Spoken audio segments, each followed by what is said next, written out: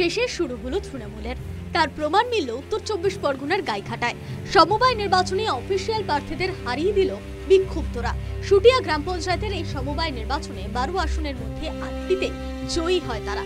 আর জিতেই হুঙ্কার বিক্ষুব্ধ গোষ্ঠীর নেতা তথা উপপ্রধান মিহির বিশ্বাসের। সততার জয় হয়েছে বলে দাবি করেছেন তিনি। দুটো গ্রুপ হয়েছে তৃণমূলে, একটা গ্রুপ জিতেছে, একটা গ্রুপ হেরে গেছে। যারা হেরে গেছে তারা সৎ নয়, অসৎ, আর যারা জিতেছে তারা সৎ। টাকা করেই আমি একই কথা বলছি। হেরে অফিসিয়াল জয়ী প্রার্থীরা ক্ষোভ উগড়ে দিয়েছেন বিক্ষুব্ধ গোষ্ঠীর ওপর। বিজেপির সাহায্য নিয়ে জিতেছে বলে অভিযোগ করা হয়েছে। আমাদের বিপক্ষে ছিল 12 জন, তাদের মধ্যে বিজেপির ম্যাক্সিমাম একজন ছিল টিএমসি আর 11 জন বিজেপি। আর আমরা দলের সমর্থন, দলের অনুমোদন পেয়ে আমরা ভোটে দাঁড়িয়েছি। আমাদের নেতৃত্ব, সমস্ত নেতৃত্ব আমাদের অনুমোদন দিয়েছে এবং আজকে সবাই এসেছিলেন ওই হাসপাতালে।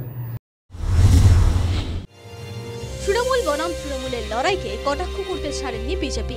রাজ্যের শাসক দলের শেষে শুরু হয়েছে বলে দাবি করেছেন তারা।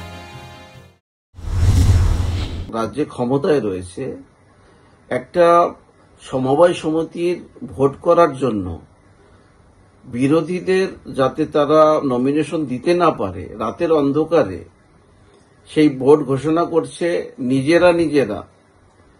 দুই গোষ্ঠী মিলে তারা নমিনেশন দিচ্ছে। এক গোষ্ঠী হেরে গিয়ে বলছে যারা সৎ তারা জিতেছে, আর এক গোষ্ঠী বলছে তারা যারা অসৎ তারা বিজেপির সঙ্গে আতাত করে দিচ্ছে। বাস্তবে বিজেপির সেখানে ভোট রয়েছে সপ্তঘাটি, বিজেপিকে জানানোই হয়নি, সেখানে ভোটে অংশগ্রহণ করতে পারেনি।